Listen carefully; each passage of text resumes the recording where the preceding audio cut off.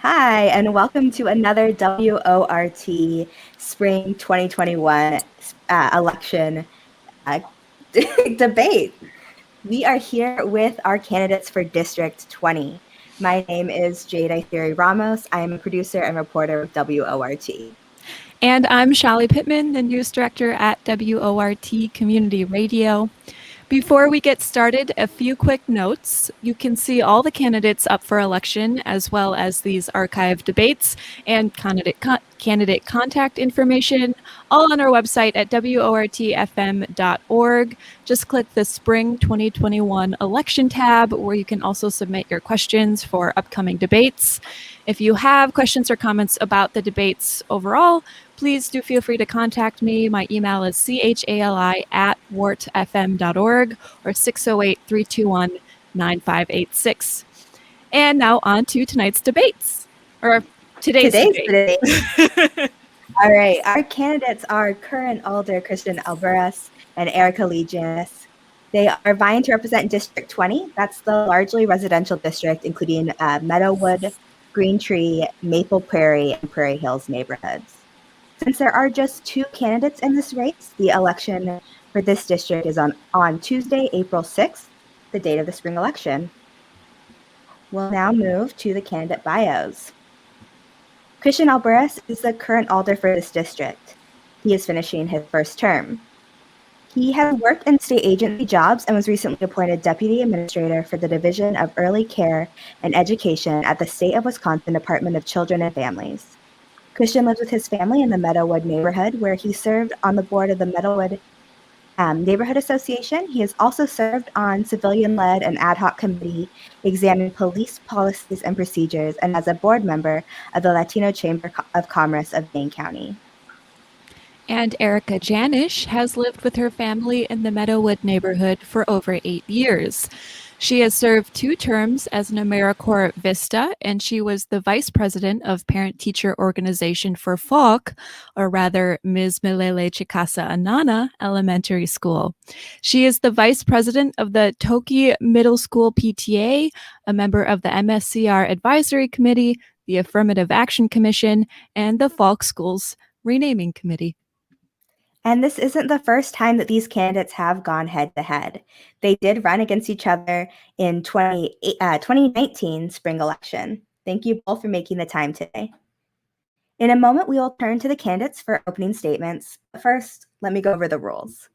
You will each have 3 minutes per question, and each candidate will have 2 60-second rebuttals to use throughout the debate. Choose wisely. Opening and closing remarks will also be 3 minutes. And I will mute your microphone when the other candidate is speaking. I will be your timekeeper today. And for that, I have 2 handy cards. If you see this 30-second card, you have 30 seconds left. If you see this red card, your time is up, and wrap it up. You don't have to stop in the middle of your sentence, but finish your sentence and be done. Jade flipped a coin before going live. So up first with opening remarks is Erica Janisch. Erica, you have 3 minutes. Well, thank you. Well, first, I want to thank WORT for putting on this virtual debate. It's great that people are able to learn about the candidates while staying home. And I want to thank everybody who took time out of their afternoon to learn about their candidates. Like you said, I'm Erica, and I'm running for Alder in District 20. I'm a mother of 4 children, and I want a community that's a safe place where people want to raise their family. When I'm Alder, I want to address safety by getting to the root issues, which I feel are affordable housing, workforce development, mental health, and teen opportunities. Research has shown that when the needs of a community are met, it's safer. The pandemic has hurt everyone, and we need to work together to get our city the resources they need to move forward. For small businesses, this means ordering utility companies to keep utilities on, waiving fines and fees for those who can't pay their taxes, and offering small businesses grants and loans at 0% interest. For our residents, it means extending eviction moratoriums, housing first initiatives, putting testing sites in low-income areas, and getting them the COVID-19 vaccine. I understand the needs of the city and District 20. I will work collaboratively, and I'm invested in strengthening our city and my community. Thank you, Erica. Up next with 3 minutes for your opening remarks is Christian Albouras. All right, you can hear me. I just want to confirm, right? Awesome. Okay. Well, first off, thank you to Wart and you folks here who are facilitating this conversation. Much appreciated. I want to also thank the listeners who are listening in live or who may be listening in later. And also, Erica, I want to thank you for stepping up and running in this race. I want to go back a little bit to why I initially ran in 2019, or when I announced in 2018, I should say, is I was a part of the Madison Police Department Policy and Procedure Review Ad Hoc Committee, which is the committee that gave 177 recommendations to our local police department on how they can better do things, how things can be structurally different, and how we can build more community trust amongst police in our community. And so from that, it let me know that, serving on a committee really can shape policy at a really important level for city council folks to listen to those suggestions that are coming from a committee. And I was ready to be a part of that larger conversation. And so that's why I stepped into the race 2 years ago. And, I've been really fortunate to step in and be in all of these last 2 years and prove to be able to tackle big issues like public safety, housing, violence, things of that nature. And so I want to continue doing that. I am a homeowner here in the Meadowood neighborhood. My wife and daughter live with me. My wife, Mariah, works at Madison College, and our daughter's 11 years old doing virtual learning at Higo Elementary. A little bit about my background. I come from a legacy of advocates. My father was a civil rights advocate, leading issues in Milwaukee, as well as leading issues at the League of United Latin American Citizens, LULAC, which is the largest and oldest civil rights organization for Latino constituents. And then also my uncle, Oscar Morales, here locally, leading at Omega School. So I want to continue that legacy of advocacy in my aldermanic capacity. Before seeking office, I also was serving, like I said, on the Madison Police Department Policy and Procedure Review Ad Hoc Committee, was also invested in our neighborhood before running, serving on the Meadowood Neighborhood Association as an at-large member and having that grassroots neighborhood perspective. I want to continue doing that if reelected and having that really listening to the constituents' perspective. Some more things is that I'm a collaborator as well. And being a bridge builder, I think, is a really critical element to being an alder. I've built bridges, since I've started serving in our community. I've done that, building further bridges as an alder, and will continue to do that if reelected. And also, I want to speak to my professional experience. I've been really honored to serve in state leadership at Department of Safety and Professional Services. A little while back before my most previous role at the Department of Children and Families in that leadership role. And it's so important in that position to bring people together. Dealing with high priority complex projects with a number of stakeholders who really need to have their voice heard. And so I have that experience and will continue to take that experience into this role. So I'm happy to have the support of many folks in my neighborhood and city, and I will continue to work for you. Thank you. Thank you, candidates, for your opening statements. We now turn to the questions. I do want to let folks know who are watching, do submit your listener comments and questions early because we will be asking those in the second half of this. But our first question today is about equity. A 2013 Race to Equity report found extreme racial disparities in Madison that continue to persist. Candidates, what, if any, tangible changes has the city of Madison made in the last few years? And what tangible steps would you take as alder, if elected, to shrink disparities in our city? Christian, let's have you start with 3 minutes, starting now. Yeah, thank you. Thank you so much for that great question. And, many of us folks in the community knew that these disparities were there prior to this report, that support just supported what we had already known was there. And it's, those disparities are really just not it's devastating, and it's really sad that that's what we have going on in our city. To your question, I think some of the tangible things that have been done from a city perspective are things like the institution of the Civilian Oversight Board. And again, I'm really honored that I had a role on the committee that was actually doing that study to recommend that. And you can share that I was early on pushing for that during those deliberations of the committee. And then when I was elected, had the opportunity to actually vote on that legislation to support that. So that's one thing that's institutionally different as it comes to how the policing conversation happens within our city. It's a really unique entity that's insulated from the political sphere. And so I'm so excited about the work that's going to be done there. Our Small Business Equity and Recovery Program, that has been instituted most recently as well to put money into underrepresented businesses as they're struggling through this COVID pandemic. So we need to continue to do investments like that. The Center for Black Excellence is also being in the interim right now at city deliberations, and that I voted to push that through the Economic Development Committee. I believe that did actually make it through Finance Committee, so that'll be before the council as well. So looking at ways in which we can create an inclusive environment for folks of color, for business owners, is going to be so important. And I think we've also made some headway on housing. Now, when it comes to what we can do moving forward and what I will do if reelected, I've shown that I'm committed to these things before ever being elected. I've been committed to them while elected, and I'll continue to do them if reelected. Which is, doing private sector partnerships. It's so important. We have a really booming economic business. We have a booming economy here in Madison. But the thing is that not everybody's being a part of that. So we need to partner with the private sector to recruit our talent of color, but not only recruit them, but to retain them and ensure that those are inclusive work environments, but not only retain them, but to promote them as well to leadership positions. Working with our nonprofit partners as well. And I want to really focus in on wealth building, home ownership attainment, workforce development, housing. One thing that I think about housing is there needs to be more family and community appropriate development that has larger bedrooms in our housing development. And a couple of other things is in terms of our housing, making sure that we have wraparound services, green spaces, those sorts of things. So again, thank you so much for that question. Thank you so much for your answer. Erica Janisch, you now have 3 minutes for your response.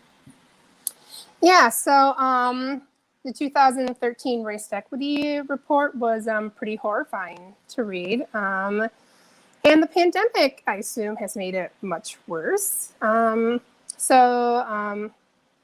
is actually worse for African American families in Dane County to live here than Milwaukee. And I want people to really process that, because when we think of Milwaukee, we think of it as so much worse than Madison, and that's not true. The median income for African American families in here is a third of that than white families. African Americans in Dane County are 5 to 6 times more likely to be poor than their white counterparts. African American children in Dane County living in poverty is over 74% compared to 5.5% for white children. African American children are not reading at proficiency. They're not going to college at the same rate as their white counterparts. They're being suspended at the same or at higher rates. Our Black children are going hungry. If that doesn't make you sad or sick, then you are part of the problem. If you haven't begged community members for $5 to raise money for your school so you can help families in need, then you're part of the problem. And I have done that with our PTOs, with our PTAs, holding these fundraisers so we can buy gift cards to Walgreens and Walmart. I have done that. We need to invest in childcare programs. We need to support $15 an hour living wage. We need to invest in housing, tutoring. We need to focus on anti-racist teachings and trainings. We need to invest in our mental health care workers. Sheree Wallace does that in our neighborhood right now. We need to invest in African Americans to start their businesses. We don't need to recruit them to businesses that are already here. We need to invest in them to start their businesses. We need to make it easier for African Americans to become homeowners. We need to invest in like actual health care for them. What I think that we have done is we created the Civilian Oversight Board, but we're not giving them the power that they need, right? We didn't allow them to have a say in the hiring of the police chief.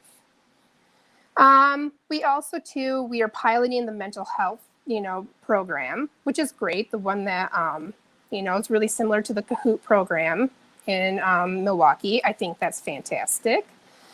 But, there's so much more we can do. And so I just really need you to think about the fact that our children are going hungry. Thank you. We turn now to our next question, which Jade has. Unless there's any rebuttals. Oh, right. Thanks, Jade. Any rebuttals on that question? Great. All right. Our second question is about COVID-19 and how we move past it when it's finally over. The COVID-19 pandemic has upended lives, caused financial hardships, and closed opportunities for many. Several months ago, the Common Council had to pass a budget that was characterized by the mayor as painful. This is also in part a listener-submitted question. They ask, will you work to get Madison back to normal after the pandemic? Or will you use this disruption to create a new vision for the city? And we ask, what are the top issues you will prioritize in the fallout from COVID-19? Erica, you get to start first. You have 3 minutes.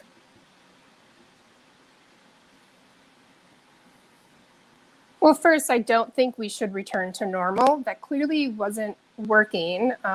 We have racial equity issues. Like I said, we're worse than Milwaukee. I think that we need to work on public safety.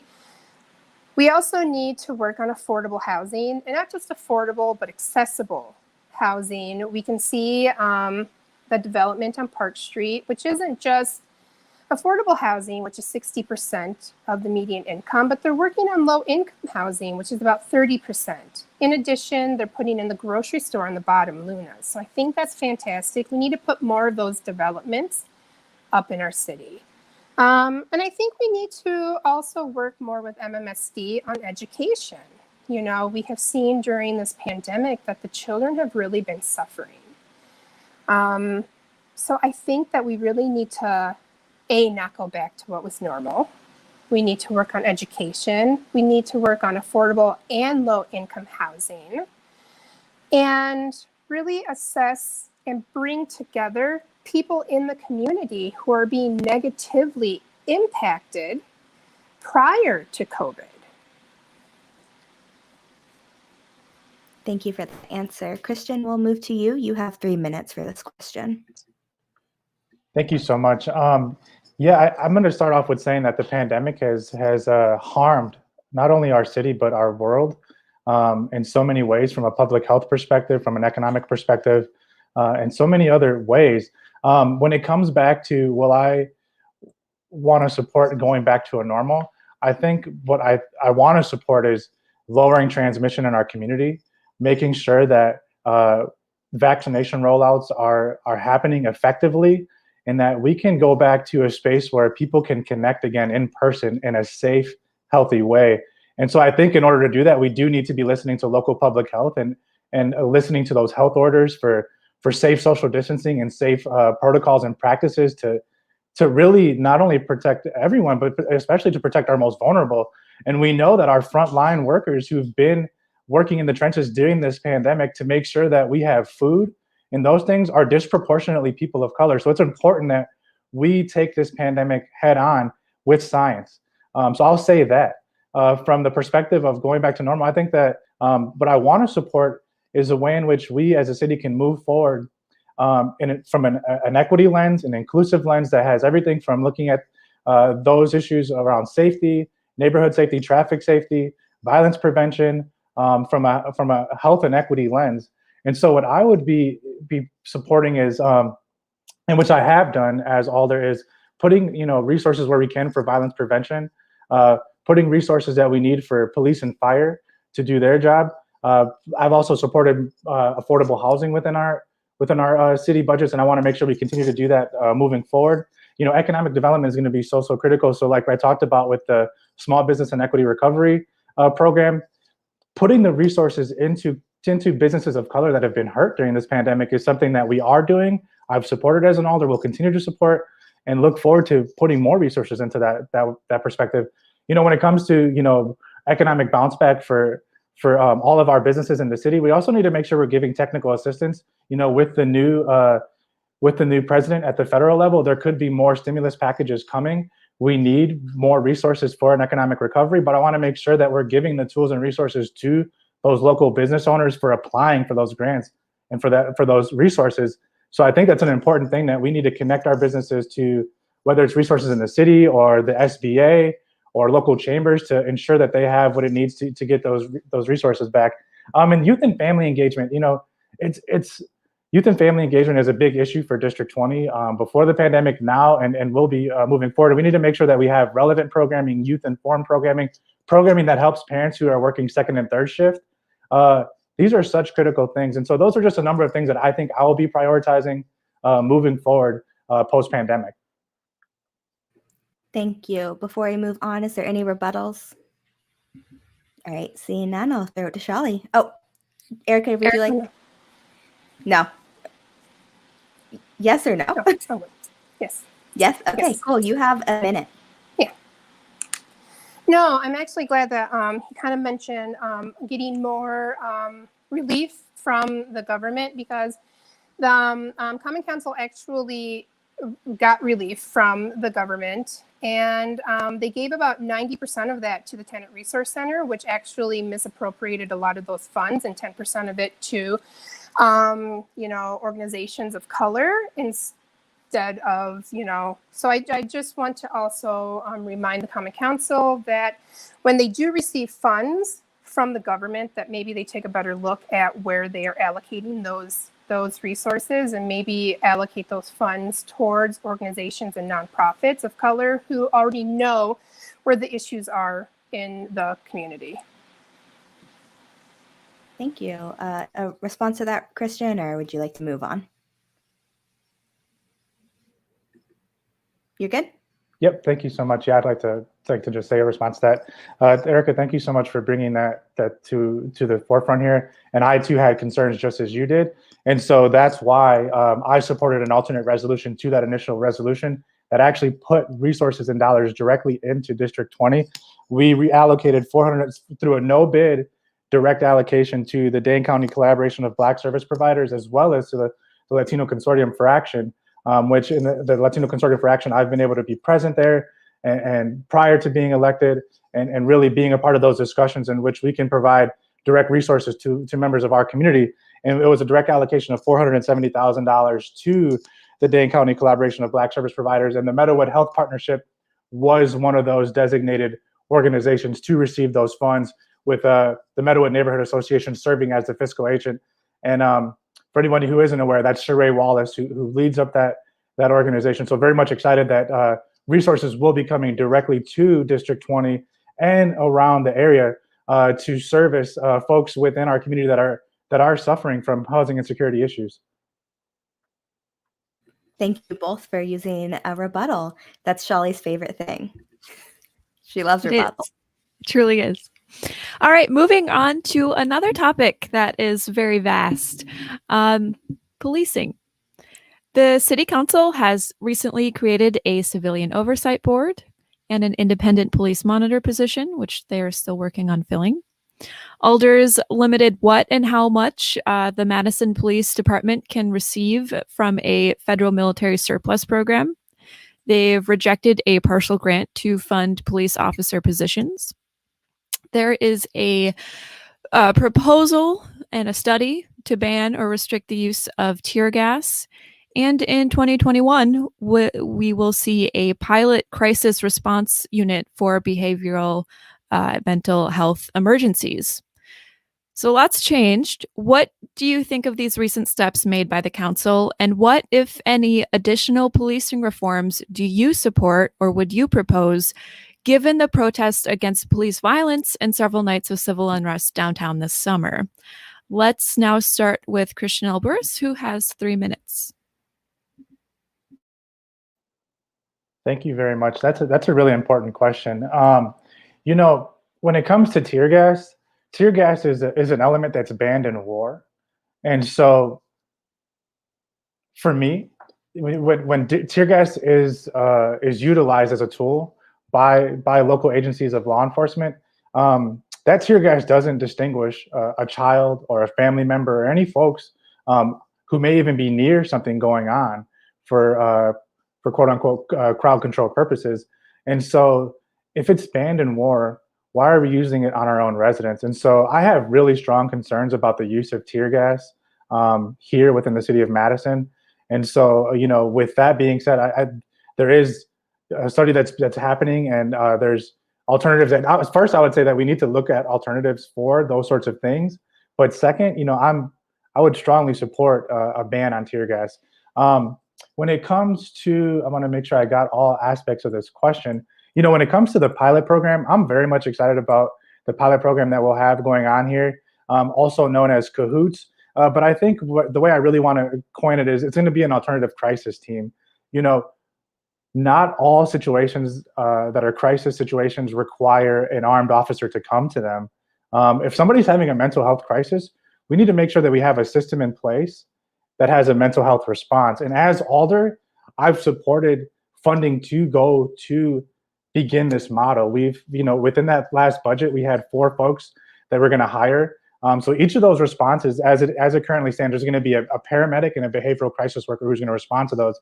I had an opportunity to speak to the chief of staff earlier this week of the mayor's office to identify where are we at in the groundwork of this. And right now we're building the groundwork of it, collaborating tightly with dispatch, 911, the county, as well as the police department and fire department. So I'm very much excited about the progression that it's taking.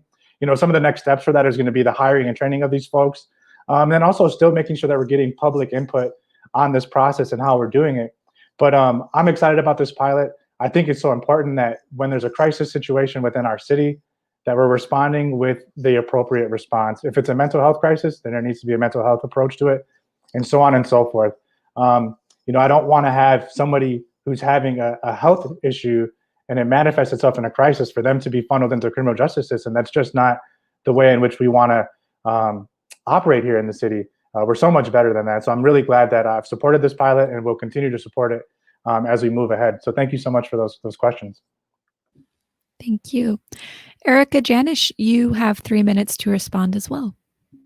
Yes, I believe the first one was it military surplus spending? Was that what it was?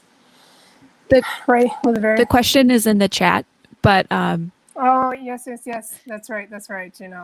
Okay, well I'm just going to address military surplus spending if that's okay. So I agree with banning the military surplus spending. That's tear gas, that's bayonets, that's grenades, that's grenade launchers, that's drones. We're the police department. We're not Iraq. We're not Afghanistan. Our constituents are not terrorists. So this military surplus spending, we don't need that. We don't. So I would just like to address that. For the tear gas, like Christian said, this is used for war. We don't need that. We don't need to use it in our community. According to the CDC, large doses can cause blindness and death because these chemical burns, they actually burn your throat and your lung, and they cause respiratory failure. That's terrifying. The long-term health effects can scar your eyes and cause asthma. I don't know why we would want to do that to our community members, especially those who are protesting peacefully. In addition, too, they said that coughing spreads COVID-19. So why we would want to be spreading COVID-19 is beyond me. This mental health pilot is wonderful. Again, why we wouldn't want to address mental health is fantastic. There literally is nobody I know who would not want to address mental health. So I'm very excited for that pilot program. There's something else I want to address as well, and that's the body cameras. I do not support the body cameras. I have been doing a lot of research around them. I even did research on the justice.gov where, the document that is given to the police departments to train them, they don't always support them. They are outfitting the police officers where complaints are filed against them. They put the body cameras on them to see why there are complaints, and they are finding that the police officers are not conducting themselves appropriately. So I would just also like to address the body cameras and how I am not in favor of them as well. Of course, the committee, thank you, Erica Janisch. Of course, the committee looking at body cameras just released its final report. Christian, Erica, do you have rebuttals or anything else you'd like to add to this huge topic? No. Okay. And seeing none. Oh, Christian. The question that I have is, if I say one, you asked if I wanted to chime in a little further, will that constitute as a rebuttal if I just add a little further, or no? It will. Okay, yeah, I'll hold off then. That's fine. Thank you. I just wanted to say a little more, but yeah, I'm good. Thank you. I'm sure there'll be listener questions that regard policing. Yeah. Okay, moving on, Jade. All right, our next question, we are turning to 350 Madison, who is a local action group that plans and participates in local and national and international actions to raise awareness of the pressing need to address climate change. They ask, if elected, how will you help Madison adapt to the climate change impacts we are already experiencing in this city? Erica, we start with you. You have 3 minutes. Yes, so environmental, change. My children tell me all about that. They're in middle school. So I think for environmental change, there's a lot that we can do. We can reduce emissions by increasing public transportation, of course, when that's safe. Right now, that's not safe to do. As you can look up and down Raymond Road, all the bus stops are closed. We can also make public transportation free. Right, because sorry, I can hear dog. Also, we need to build more electric vehicle charging stations. We need to make it easier and cheaper for homeowners to buy and install solar panels. I don't think a lot of homeowners know about solar panels. We need to require developers to build green. Right? I don't think that we require a lot of our developers to build green. And we need to educate the community and inform them about the steps that they can take to make a difference. And I think we also need to address PFAS. I do not like PFAS. Anybody who knows me knows that I don't like PFAS. PFAS actually impact infant birth weight. It affects the fish. So we need to tell people to stop eating fish. Our polluters are the Air National Guard in the airport. So, and with the F-35s coming in, it's only going to get worse. These forever chemicals cause cancer. And we need to find the extent of the damage, and we need to have them clean up their mess.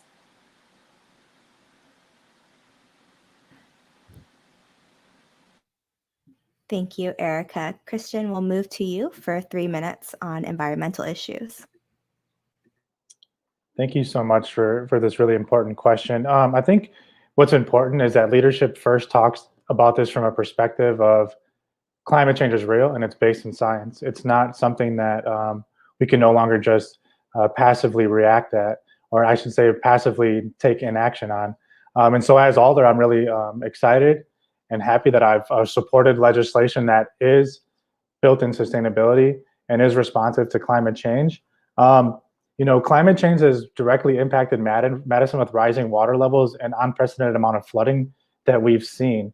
And we've seen that near District 20, as well as downtown on the Isthmus. And it's a really scary thing because these floods have been actually very dangerous that we've experienced. So I'm really happy that we have a lot of stormwater management capacity that we've built into the city recently And so the East Badger Mill Creek study is currently happening now. It started in fall of 2019, and that's going to be an 18-month project.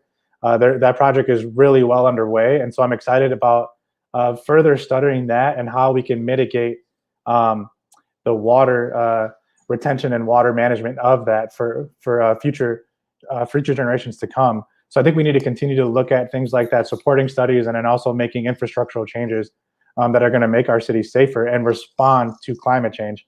I think another thing too is that when we're talking about development, because affordable housing is a really important thing in Madison, and we're going to continue to develop affordable housing stock to be responsive to that need in our community. But when we're doing it, we need to make sure that we're being mindful of the footprint that it puts on our community, especially stormwater retention. We got to make sure that new development better retains that water, so that way our water system can have time to work its ecosystem out. I also want to make sure that we're looking at studies that you can do the Yahara watershed to go back to original levels. So those are some things that I think we really need to be forward thinking on. But I've also been known to vote in favor of these sort of things. Bus rapid transit, we continue to need to support that. That construction isn't until 2023. And there's a lot of different steps in between now and the actual implementation of BRT. So I think that there's some interim things that we need to look at as a city and say, what are some further solutions that we can have around transit need?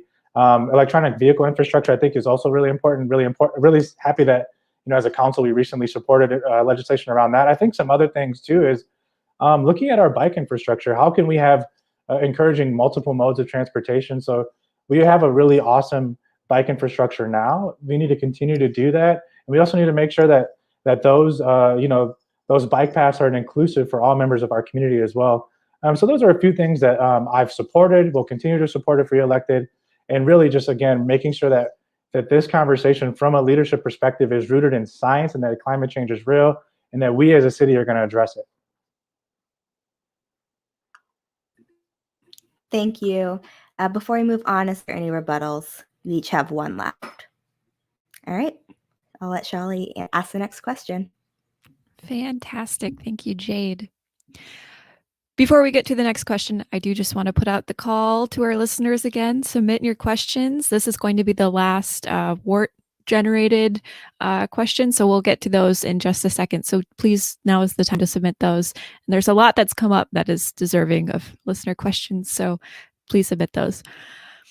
So in browsing your websites and online presences, it's very apparent both of you are deeply involved in your neighborhoods and community.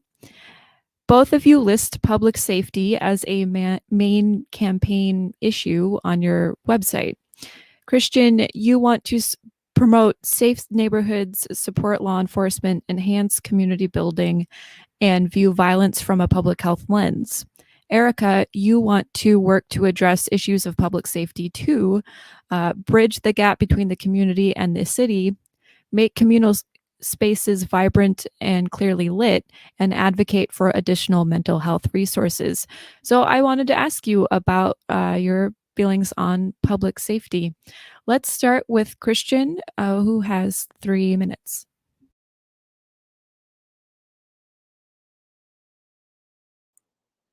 I was muted there.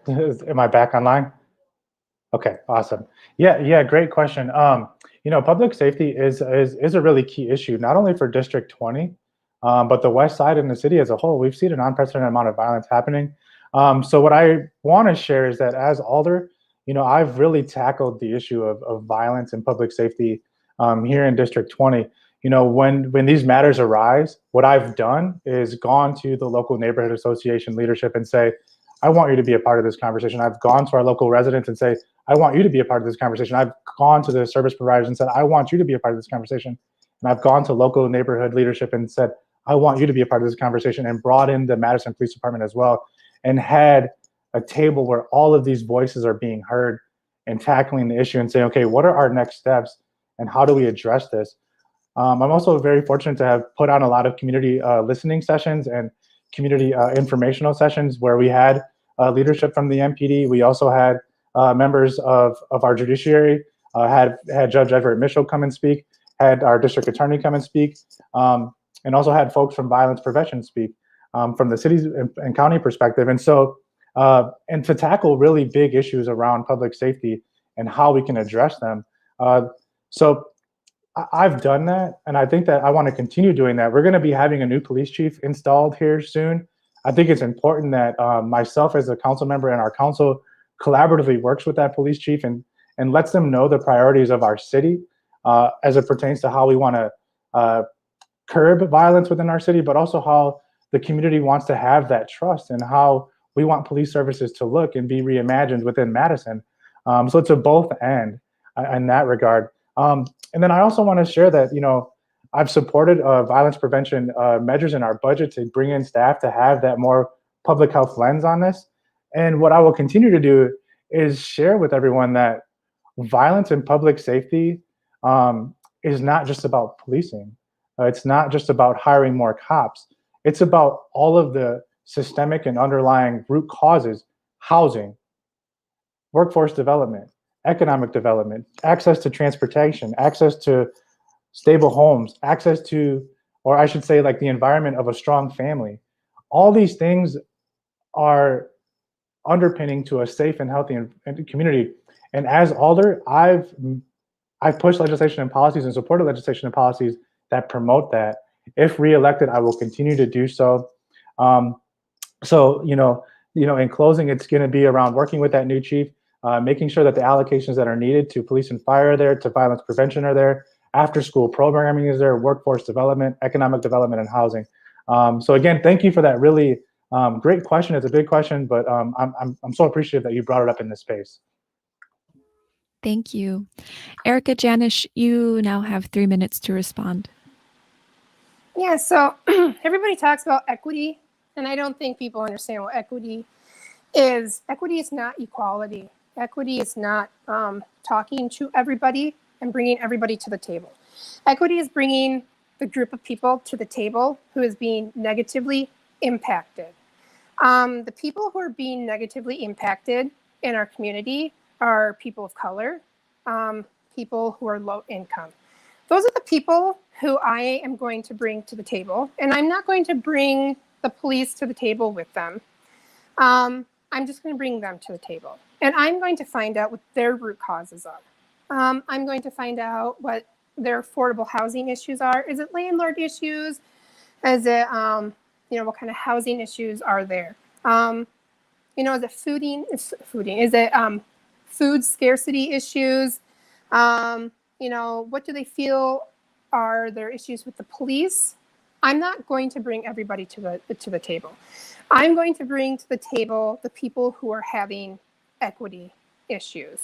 And once we address those issues, then I feel like we're going to have a safe community. And once we have a healthy community, and once we have a healthy community, then we're going to have a safe community, because the community's needs are going to be met. We don't need to meet with our white middle class community because their needs are met. We don't need to meet with the police because, they are the ones where our low-income African-American community members feel like they're being negatively impacted by them. We don't need to meet with the communities whose needs are met. We need to meet with the community members whose needs are not being met. When everybody's needs are met, we will have a healthy community. Once we have a healthy community, we will have a safer community. And that is what I plan to do. Okay, thank you for your responses. Are there rebuttals? Would you like to respond to what the other said? Okay. All right, that means we're headed to listener questions. This listener question comes from a pre-submitted question. This asker asks, if elected, how do you plan to serve those in your district and around the city who are experiencing homelessness or housing insecurity? For all listener questions, we will have 2 minutes. So Erica, we will start with you. Okay, so we need to work on a housing first initiative. We need to get people into homes. People can't get jobs. Children cannot focus on school if they don't have a roof over their head. For Zoom, a lot of our children in my kids' class, they don't have their cameras on. because they're embarrassed of their home situation, or they're living in a car. You know, they can't focus on school. They're not getting good grades. We need to get people into homes. We need to provide them with mental health services and social services once we get them into homes. We need to ensure that we have free public transportation, and we're not putting them into areas that have food deserts.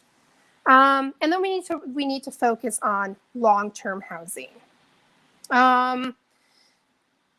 Developers can use tax credits to build, but they don't make all of these affordable housing units low-income units. I know we can't force them to do that right now, but we need to change the laws. You know, we should not be making a profit off of housing where tax incentives are being received. It's double dipping. I want to change the lives of people, and I want these laws to be truly equitable. Thank you, Erica. Christian, you have 2 minutes for this question. Thank you so much. When we talk about housing, I think we need to first center what our values are as a city, and it needs to be centered around dignity. Housing is such an important element to the safety and security and well-being, mental well-being, physical well-being, et cetera, of children, of families, of everyone within our community. So I really want to center that's a core value that I hold, and that I really think our city holds. So I want to start with that, and I'm really honored and proud that I've supported affordable housing initiatives across our city. I'm really honored and excited that I've supported initiatives around homelessness and housing insecurity. And if reelected, I will continue to do that. Most recently, with the $470,000 direct allocation to our Dane County Collaboration of Black Service Providers, put that resources into there, as well as an additional $470,000 to the Latino Consortium for Action. And so that's not just things that I've been saying, but I've been doing that and supported that alternate proposal resolution to our council to make sure that those resources were directly put into the hands of folks that can help housing insecurity in our most vulnerable populations here in Madison. I'm really excited that the permanent supportive housing for men that we've been trying to get up and running, we found a potential space at the city over near Easttown Mall. So I'm looking forward to supporting that. I think what I want to continue to support is, being strategically thinking about, like, how can we bring developers and folks from the realtor space and housing advocates, folks who know these issues directly, bringing them all to the table to say, what are some more comprehensive solutions that we can have, because people are being priced out in our community. We have teachers and public servants living in affordable housing within our city, and we need to address that. We have a really vibrant tech industry here in Madison, and we got to make sure that we're responsive to that. In 15, 20 years, we're not outpricing folks. So that's what I'll do and continue to support that. Thank you so much for the question. All right, we'll move to our next question, which I'll let Shali take. Yeah, Stu on Facebook asks, and this is related to a proposal from the Task Force on Government Structure, which I believe is headed to the ballot. What is your position on the proposal to go to a full-time council with only 10 alders with, I think, extended with term limits? And so we will go to Christian first. You have 2 minutes. Great question. I'm very much excited that this is going to be on the ballot as an advisory referenda. So it's going to be a really good survey into what the voters think. I'm excited to learn what you all folks think here in District 20 and across the city. So I'm excited about that first. I think when it comes to moving from a part-time to a full-time, or other conversations about moving from 20 to 10, let me start with that. Moving from full-time to part-time and potentially expanding, how large the district is, I do have some concerns. In full transparency, as your current alder now, my concerns are this: is that as essentially part-time, not making a salary in which we can live on, sort of like, I'm concerned about moving to full-time and the fact that there's going to be folks who are going to be taking in decent sized salaries, and that they could become career politicians and making voting policy and legislation within our city in the interest of being reelected. And so I do have concerns about that. What I like about our district size currently is that right now as alder, I've really had the honor and privilege of being able to get to know folks within our community, the neighborhood associations, folks of color within our district, neighborhood leaders, as much as I can be connected to them, and have done a really good job of building those bridges. And if you're going to expand that district and constituency size, you're not going to have that neighborly ability to connect as much. And so that's a concern that I have. But I think I wanted to share that in full transparency as your current alder, that there are some reservations that I have. That said, I'm all about listening and learning. There could be something new that comes up and other things that I can learn about this to maybe change my perspective on this. And I think another big thing is about equity. How can we bring more folks into the fray? And so I think that I want to address that as well in this restructuring of government. So thank you. Thank you. Erica Janisch, you have 2 minutes for the same question. Yeah, I actually didn't know we got paid when I first decided to run last time. I've been doing this work, a lot of on the ground type work without getting paid. So it doesn't actually bother me that whether we get paid $1,000, $67,000, it doesn't matter. That's not why I'm running. Going from 20 alders to 10 alders is a terrible decision. I don't actually think we have enough alders.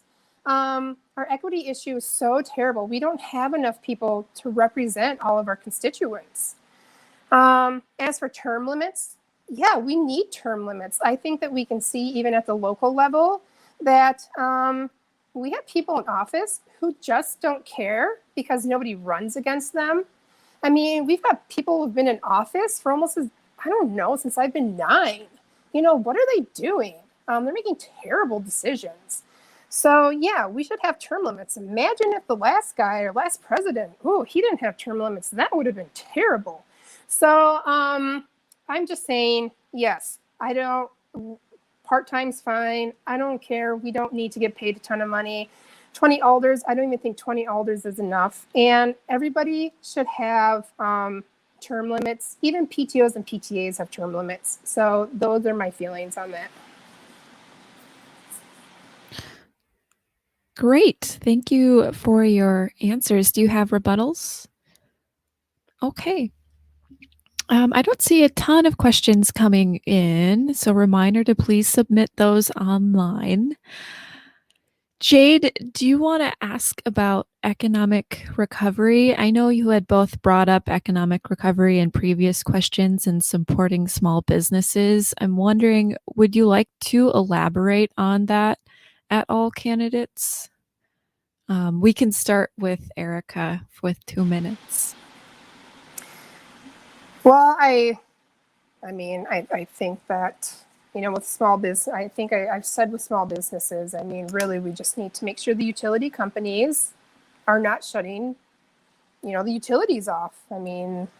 Just not for small businesses. Everybody. I know during the winter they can't do that, but just during this entire pandemic, they should not be doing that. I've mentioned the eviction moratorium. I've heard that landlords are not renewing people's leases. Well, that's horrific. What a terrible way to get around that. So we need to make sure that that's not happening. We really need to work on workforce development. Even if we work on keeping these businesses afloat, if we're not working on getting people jobs and living wages, there's no point in keeping these businesses afloat because people can't support these businesses. So I think that that's what we need to do when it comes to, COVID relief, economics. That's really what I think that we need to do right now, is just really focus on workforce development and keeping our small businesses open. Okay, thank you. Christian Albouras, you have 2 minutes. Yeah, thank you. Thank you so much for the question. Economic recovery, we need a bounce back economically. We really, really do. As alder for the last 2 years, I've supported policies and legislation and just general leadership around how we can support our local economy and businesses. Prior to ever running for office, I served on the Latino Chamber of Commerce of Dane County, where we provide technical assistance, collaborative resources, and getting folks either from inception to like they have an idea. And we've helped successfully a lot of businesses, big names that we have here, from minority-owned businesses, from that start to finish perspective. And so I've been committed to this. I will continue to be committed to this. In terms of how we move forward now, yes, I've talked to folks in the business leadership environment, and they've said yes, having the utility companies not be an impediment, that last straw that breaks the camel's back, a part of that puzzle. So I'm so glad that that's being shared in this space, and I agree that that's what we need to do. I think some further things that we need to do is support our local businesses, ensure that we're going out and supporting our local businesses, obviously being safe and having safety protocols. But if we can, let's support our local entrepreneurs. Legislation that we pushed recently, the Small Business Economic Recovery Program for our underserved, our underrepresented populations that own businesses, we need to continue to push legislation like that. I've done that. We'll continue to do it. We need to continue to support our local chambers of commerce that are directly providing services to our minority-owned businesses.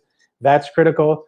You know, I know that I've talked to local business owners here in District 20, and they said that the PPP program was so important that it kept them afloat. And so we need to make sure that when further stimulus money comes, if and when it does come, that they're prepared to have the capacity and the tools and resources to apply for those loans. Because if our workforce runs out of jobs, they're going to have housing insecurity, food insecurity. So those are some of the things that I want to continue to do. And again, waiving fees and things of that nature for our local businesses is important as well. So thank you so much. I'm just wanted to make sure I got my thought there. I appreciate it. Yep. Okay. And Jade, we do have another listener question. Yeah. I'm actually going to turn to Stephen on Facebook, who just asked seconds ago, what do you think about supporting a proposal to create local broadband as a local utility provider to all residents? Christian, we will start with you. You know, a great question. You know, when it comes to the digital divide in our community, it is a really, really important thing. We need to make sure that as kids are virtual learning, that everyone has access to viable high-speed internet. So that way they can have tools and accesses to resources for learning independently, as well as within their instructional curriculum here at MMSD or whatever district or whatever school that they're attending. That's so important because a lot of our schools are virtual learning right now. It's also important for our most vulnerable populations. How can we make sure that we're getting viable internet that's affordable to folks where they need it? Because we know that this is a critical, I mean, internet is such a critical, it was a critical element pre-pandemic, but it's so important now as many of us are operating from our homes. And I just want to acknowledge those who don't have that opportunity and privilege to operate from home, who are on the front lines. I just want to say thank you to those folks who are ensuring that we're getting the things that we need. So I think when it comes to that, I would want to learn more. I'd want to further identify ways in which we can bring high-speed quality internet to everyone within District 20, across our city. And this is also, broadband is a really big issue in our rural community of Wisconsin as well. So I think that this is something that I would want to partner with our county, with our state legislator, with the Evers administration as well. With Congressman Pocahn's office. There's so many, Senator Baldwin's office. There's so many other entities that we really need to address. What is the right solution for approaching this? So thank you for that great question. Great, Erica. You have 2 minutes on your thoughts on broadband as a local utility. Well, I mean, that's fantastic. Clearly, everybody's at home using the internet right now. Christian and I both were at the Southwest Madison Area Coalition meeting a few weeks ago, right, Christian? Christian, unfortunately, had to leave before the meeting ended, but something we talked about was, jobs and even signing our kids up for, programs is, yeah, you need the internet. That's great, but you need devices for the internet, right? Like the internet doesn't matter if you don't have a device, or like people have phones, but they might not have smartphones. So, what are you supposed to do with the internet if you don't have a device to use the internet? So yeah, of course, broadband is a utility. Fantastic. I act so great. But we also, too, need to make sure that we are getting smartphones and computers into the households that don't have those devices. There's no point in broadband in homes unless they have the devices, right? And printers, not just the devices, but printers, because a lot of time we have to print off information. So yeah, completely support broadband, but we need to make sure that we're offering fees or waiving fees and giving vouchers so we don't have to pay for it. We need to make sure that we're offering the devices so they can access the broadband. And then I feel like it would be completely successful. Thank you. We'll move to our final listener question, which I'll let Shelly ask. Yeah, a listener has a follow-up to housing issues, asking, what do you think of developers taking low-income tax credits but not building the required low-rent housing? And we will begin with Erica, who has 2 minutes. Well, I already said it's double dipping. I feel like it's unethical. We should not be making a profit off of housing where tax incentives are being received. I said that. I don't really have much else to say about that. A lot of this affordable housing, 60% for a family of 3. Census says 2.3 people live in each household. It's almost 44% or $44,000.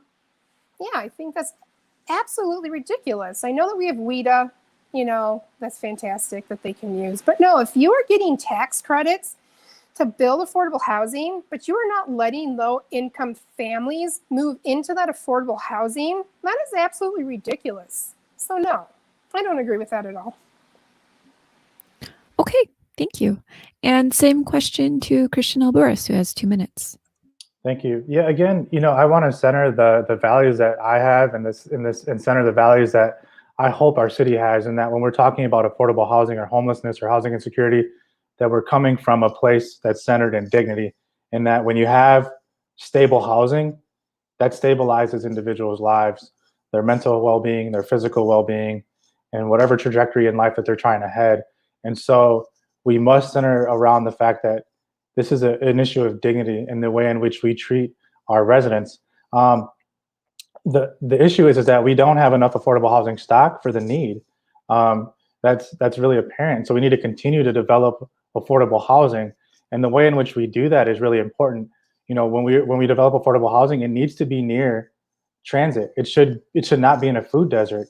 The Park Street development was great in the fact that there was multi-income families within there, that there is a minority-owned business that's going to be coming into that space, building capacity of wealth attainment within our community, and then also had a developer of color. But I think where we need to do more is like creating green space within those areas and creating, models and designs that have 3 and 4 bedroom apartments for more families to be a part of that affordable housing stock. And so we do need to create incentives for developers to build within our city. And that's why I think it's incumbent upon us to bring all of those stakeholders together, folks who are housing advocates, folks who are developers, folks from our realtors community, and identifying how can we do this in a way that's sustainable, that's effective, that's responsive to our community needs, and that isn't from an equity lens. All folks need to be, and impacted folks from housing security need to be at that table. And so I think that we need to do that. And yes, there needs to be a movement on when there's incentives that developers are doing this the right way. Okay, thank you. That wraps up our, there's a rebuttal. Erica, you have 1 minute. I feel like there's a difference between affordable housing and low-income housing. Affordable housing, it does not need to, we don't need to talk about food deserts. According to the county website, juvenile court counselors, 2021-00024, That's the number. Those make $44,000. That's the affordable housing rate. Snow plow operators, 44,000 zeros. Department of Veteran Affairs, those are your nursing assistants, vocational nurses, health technician, biomedical engineers. Those have nothing to do with food deserts. That's affordable housing. Those are the people who live in affordable housing.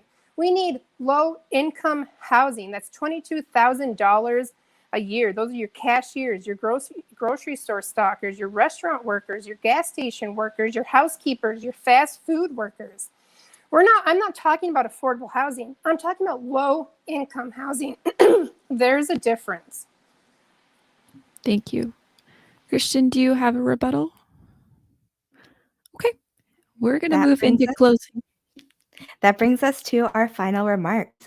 Both of you will have 3 minutes, and we will begin with Christian Albouras. Yeah, 3 minutes. Well, again, I want to thank you folks from WART. Erica, thank you for running. And again, all of those who are listening live and who may be listening later on, thank you for taking an hour out of your day to listen to us talk about these really, really important issues that are critical to our city as we move forward. What I want to share is that my heart was in the right place when I ran the first time, and I wanted to push legislation and policies that were in line with the values of this city.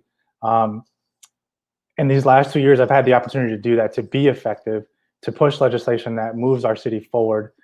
I've been a collaborator. I've brought multiple people to the table, our most vulnerable populations at the table, and all identifying strategic ways to move our city forward on really important issues such as violence prevention and public safety. That's what I've done. That's what I will continue to do. I also want to reiterate that before I ever ran for alder, I was committed to this community. I served as an at-large member on the Meadowwood Neighborhood Association board.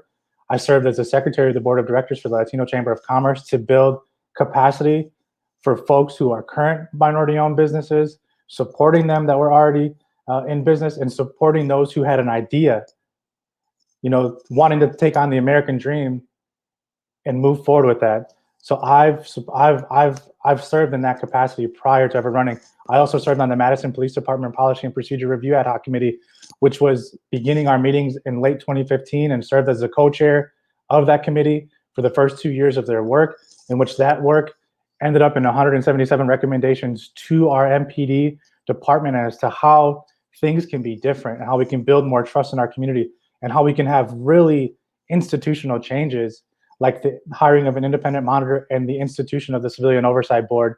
Those are things that I've been a part of ever before running for alder, and had the really unique opportunity of pushing a recommendation that came from a committee that I served on through council, and now it's actually instituted. And I had the honor of just listening in on those dedicated folks last Thursday at their meeting. Another thing that I'm really proud of is the number of traffic safety initiatives that I've pushed forward since I've ran for alder. I take action when I've been in this aldermanic seat. One thing that I'm really honored that I had the opportunity of dealing with was parents told me in front of Higo Elementary School that we needed a speed bump. There was too much traffic going too rapidly, and they were afraid that the safety of their children was at risk. I pushed that forward. I showed up at the Transportation Commission late one evening, sat there, waited in line, and advocated hand in hand with neighborhood parents. And we pushed that forward. There was concern from the traffic commissioners, and not sure if without our presence would that have happened. So again, thank you so much. I'm really excited about this opportunity. To learn more about me, go to Christian4Madison.com, Christian4Madison.com. And I'm really glad to have a lot of support of the community in this race, and I look forward to being reelected and serving you if given that opportunity. Thank you, Christian. Erica, you have 3 minutes. I should say Erica Janisch has 3 minutes for her final remarks. Begin. Yeah, thank you again for hosting a virtual debate during the pandemic and keeping everyone safe. And I want to thank all the listeners and viewers who are spending this wonderful Saturday afternoon learning about us. I understand the needs of District 20, and I'm invested in strengthening our community. When I'm in office, I will work collaboratively to address the root causes of safety, such as affordable housing, workforce development, mental health, and teen opportunities. We have to invest in our community if we want it to be a safe community. Additionally, I will address the pandemic. I will prevent utility companies from shutting off water and electricity to small businesses. And we will ensure small businesses are not fined for their inability to pay their taxes. I will ensure that we are providing housing for all, and we are extending eviction moratoriums. And I will work with public health to ensure residents of District 20 are getting access to health care that they need during the pandemic. I'm looking forward to being your alder and working with you and for you.